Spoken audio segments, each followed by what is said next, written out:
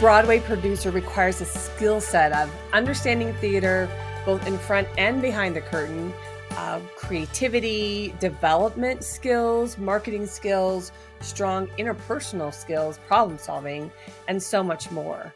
Mark Rubinsky brings to the role of producer all of those, making him uniquely positioned to relate to investors and help investors feel confident in investing in the Broadway theatrical process. Today, we talk with Mark about the transition from theater to corporate events and back to his roots in theater. I also ask Mark what skills he's developed along the way and what makes him a successful producer and how that helps him engage investors. What I love about Mark is his authenticity. I love that he doesn't engage with the hyperbole, that he draws investors in because he's so genuine. And I really appreciate his perspective on theater, which helps him become a great producer. Welcome. Thank you. It's great to be here.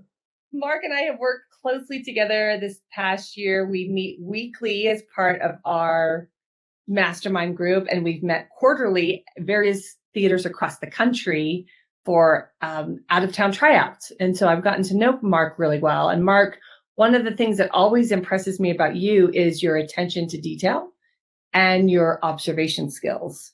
You really take everything in and you have a terrific perspective on the theatrical world. So thank you for joining me today. It's a pleasure to be here. Thank you. Thank you.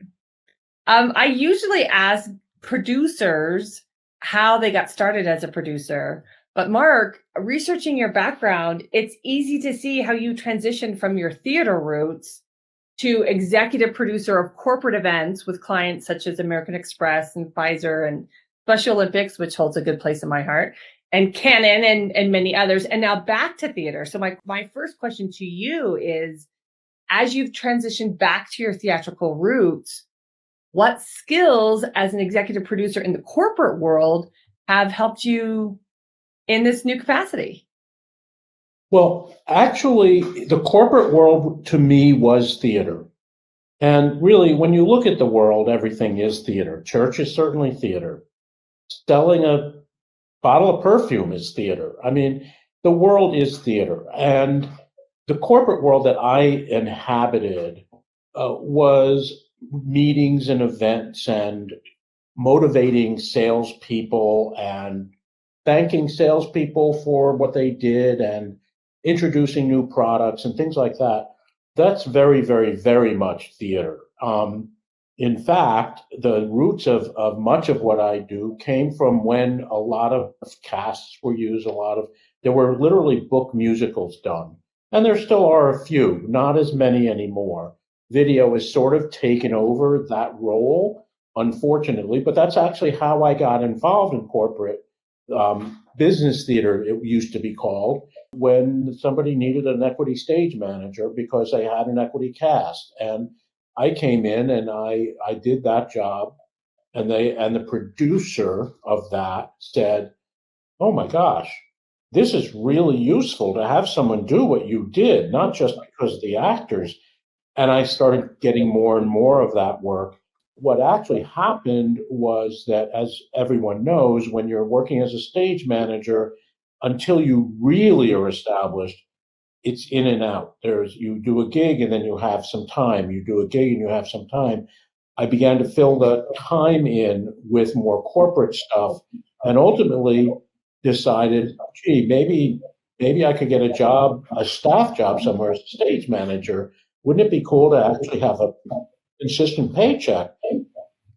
And that never really happened because that's not in their mindset. But ultimately what happened was that somebody said, we're looking for producers. Why don't you do that? I had no idea what that even meant. As a stage manager, it never occurred to me to be on the production side. Looking back, boy, do I wish I had paid more attention to the general management offices and the company managers and that whole part of the business, but that just didn't interest me at the time. So at any rate, the point really is that corporate producing is very, very similar. Any kind of producing is bringing a bunch of people together in order to create something new. And sometimes it's more form than other times. But in the end, it's really bringing a group of people together, listening to them, allowing them to do what they do best, often refereeing, sometimes nurturing, sometimes coaxing. But that's what it really is. It's leading a team, putting it all together, making it happen. And that's really the definition of a producer in my mind. Of course, the real job of a producer is to raise money, but that's a different tangent. I heard you say, Mark, the referee aspect of it. And I know that recently you've been involved in some involved negotiations with investors. Is there a point where you want to walk away, maybe not from the producing world, but you want to walk away from this deal when it's just not the right fit? Yeah, well, certainly if it's not the right fit, you should certainly walk away. I have not experienced that yet in my short time on this earth. In terms of producing, I've certainly been involved in that, in producing corporate stuff where I've just seen where a client is just not working. It's just not working out with a writer, let's say, or a designer, and the client, and there's just not a simpatico enough to make it work. Well, then you have to create a way to change that situation. And I'd say that's to your credit, Mark. That's to your skills in team building and problem solving that you've been able to avoid that need to walk away. So good for you. You, like me, talk with investors on a regular basis. And in today's climate, what, Mark, do you think, in your experience, is on investors' mind? What are they thinking about most?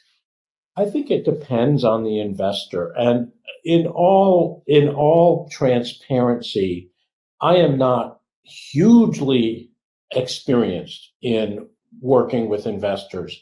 I've gotten a lot of experience in a short amount of time, but that doesn't make me that experienced. So I have at this point really a dozen people that I am going to, and I'm growing that every day. So they're all very different, but many of the people that I'm working with have never invested in a theater before. They like the idea. They like being part of something. Of course, 90% of them love the theater. Some of them are just looking for another financial thing. But most of them really love the theater, would love to be involved in it, like the idea of being part of a family that is creating something, love the idea of being able to actually, at some point, maybe take one of their friends and take them to the theater and see what they've been part of. It's certainly a great conversation at a cocktail party. And, that's one of the things that I always think about. It's similar to the fact that in corporate meetings, the best time for everybody at the meeting is the coffee breaks and the lunches and the dinners, because that's when they get to talk to each other. They get to talk about what they just heard and synthesize what that information is and how they can use it and to make connections. And that's really what investing is all about in the theater. It's making connections. And when you make a connection with one investor, you might be making a connection with 3 more investors because they will talk about what they're doing with excitement. It's much easier in my mind for people to talk about a show that they've invested in as an exciting thing, as opposed to, let's say, an oil well.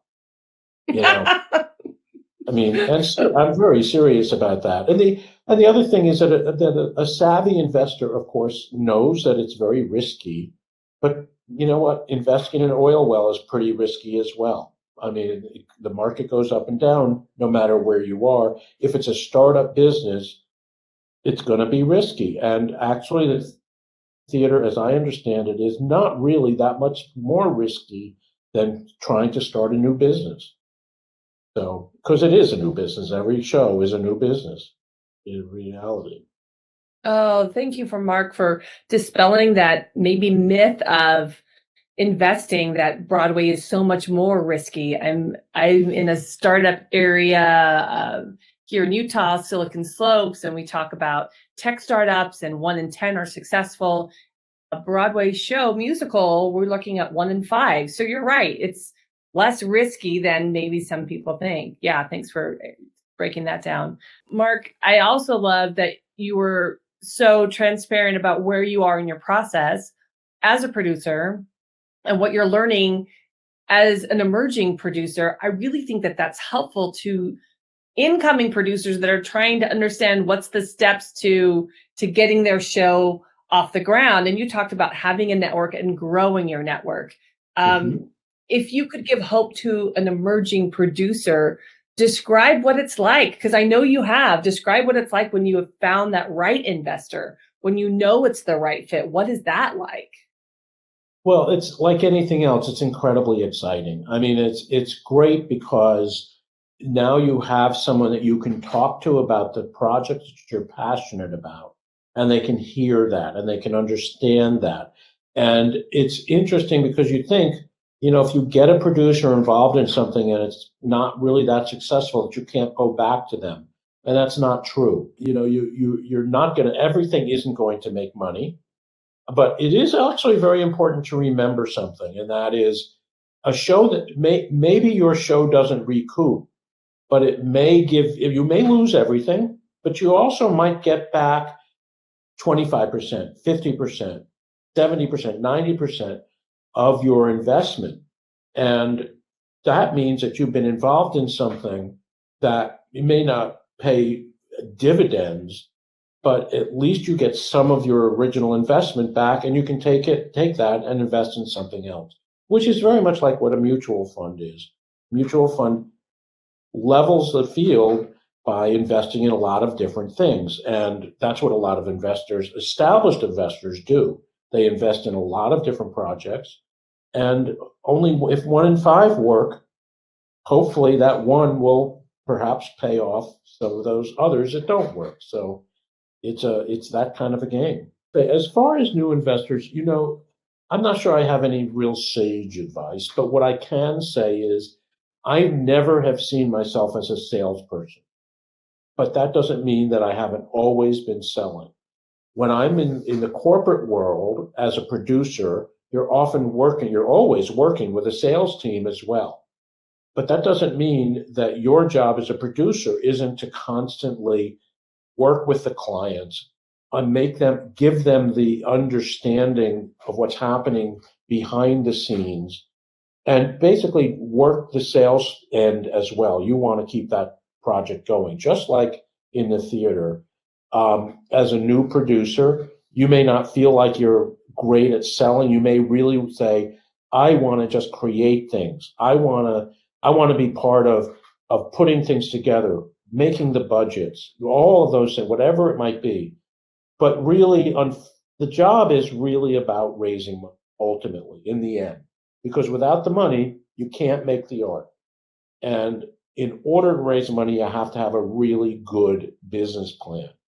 So there's a lot that has, you have to really work hard at making sure not only do you have a good business plan, but you really understand it. So you can explain, especially to new investors, how does it all work? What does it mean? And you have to be very careful because you can't exaggerate. Oh, it's going to be a giant hit and you're going to make all this money. You can't do that because you might not. They have to understand it has to be realistic. And most investors really hear hyperbole as stay away from that. I don't want to get involved in that. But if you're honest and you are excited and you're passionate and you believe in the project and you know how it's going to work, you can sell it, even if you're not a natural born salesperson. That's so helpful, Mark. That's one of the learning curves I had coming into the industry, was understanding that. My joke is that when I was in elementary school and we had a fundraiser and I had to sell chocolate bars, my mom would buy all the chocolate bars so I didn't have to go door to door, right? So that's something I want. Yeah, I know. Yeah. So that was a learning curve for me.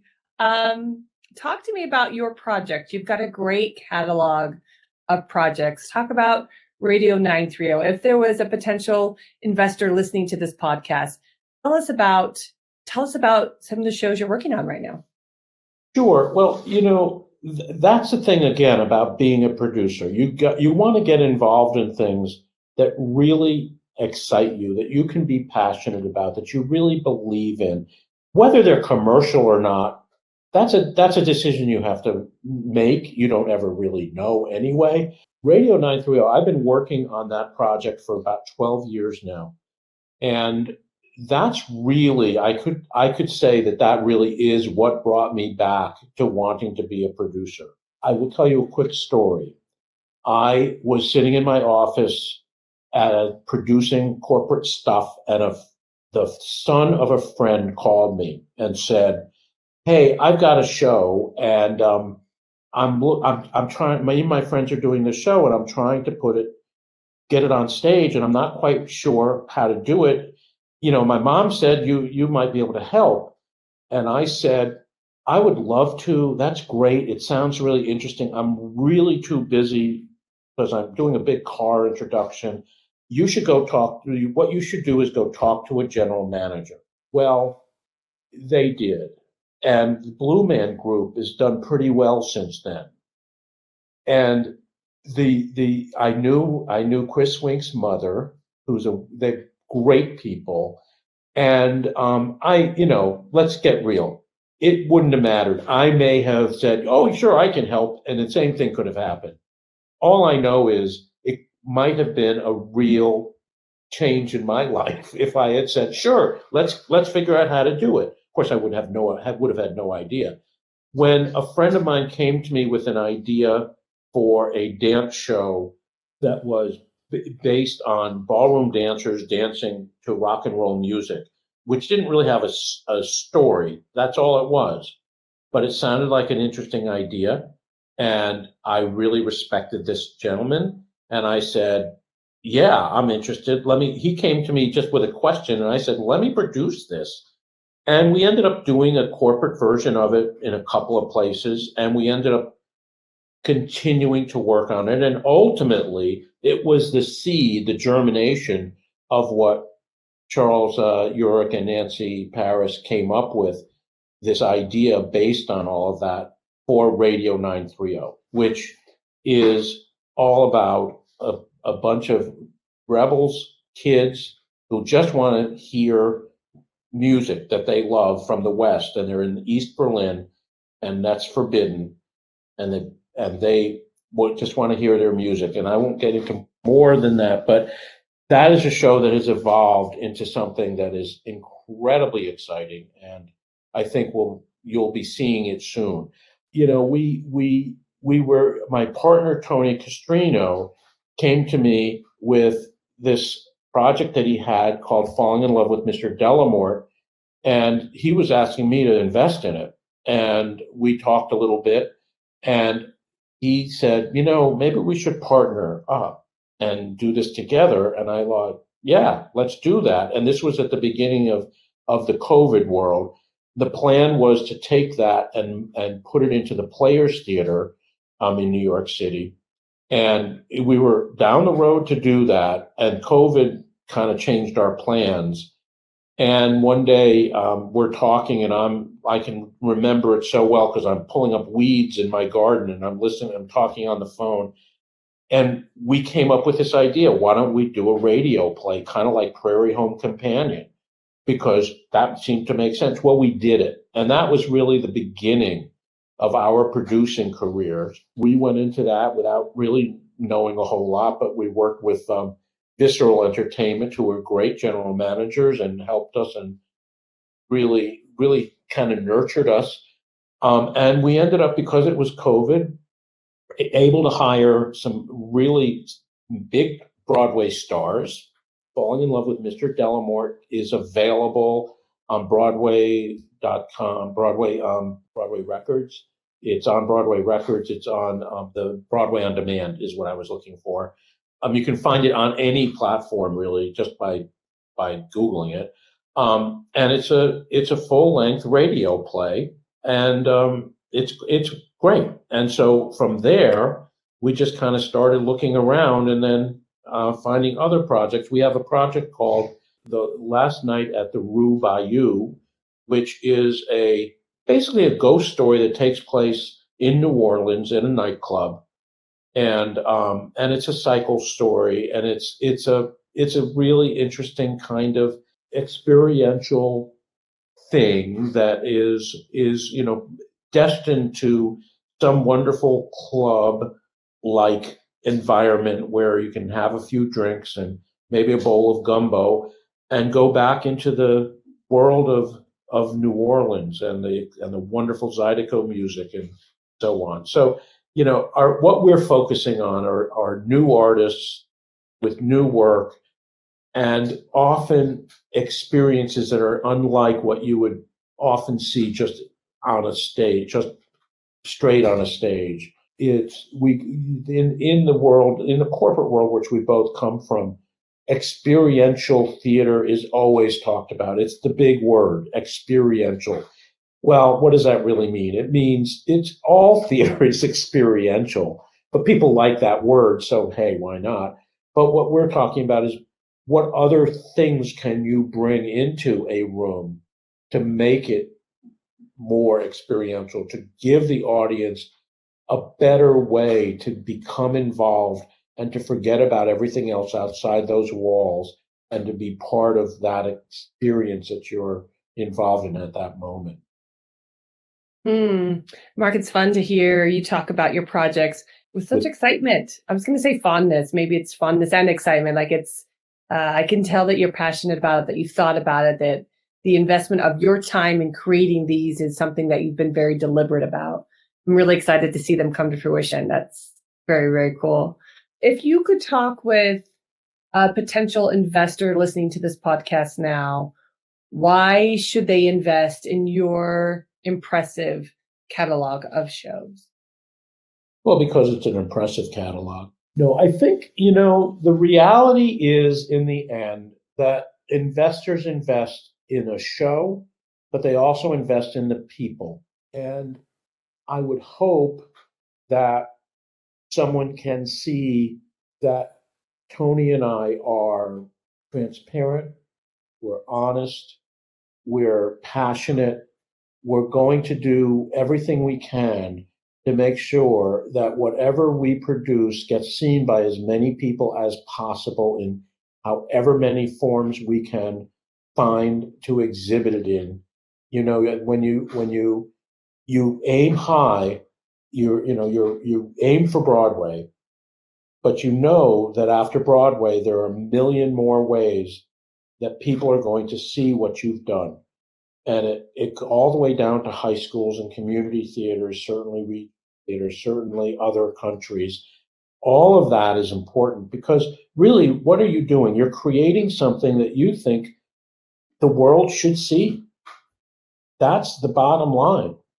And we're not interested in creating something just because we think it's going to make money. We're interested in creating something that needs or should be seen, will be interesting to people, will be entertaining, will have them walking out of the experience talking about it. It has to stay with them for however many days after they see whatever it is that they've seen. That's what success is. And in order to do that, you need to raise a lot of money in order to make it happen and make it something that everyone knows about. I don't know if that answered the question, but it did. It did. It's really helpful. And as we wrap up, Mark, I know you and Tony, your producing partner, you have a new website. Is that right? Is there anything you want to shout out? You've talked about your shows, where people can find you. Do I remember you have a new website? Maybe you don't. It's easy enough. Thank you very much for that. mttmtheatrics.com. And you notice that we're not theatrical, we're theatrics, because we figured theatrics, well, what does that mean? Some people engage in theatrics and it's kind of a diva-like thing, or it's a circus-like thing, or whatever it is. And so that's sort of how we came up with theatrics instead of theatrical, for what that's worth. Hopefully it's memorable. But definitely take a look at our website. You can find all the shows that we're working on. You can contact us, send us an email, and we'll get back to you. Oh, Mark, that's terrific. I'm thrilled for you in this process as an emerging producer, taking years of experience in corporate theater and then also your roots in theater and pulling it all together to this chapter of your life. I'm thrilled for you. So thank you for spending some time today. You get to have the last word. Any last things you'd like to share? Well, all I know is it never stops. That's what's so great about the theater. There's always more to do. So let's just keep doing it.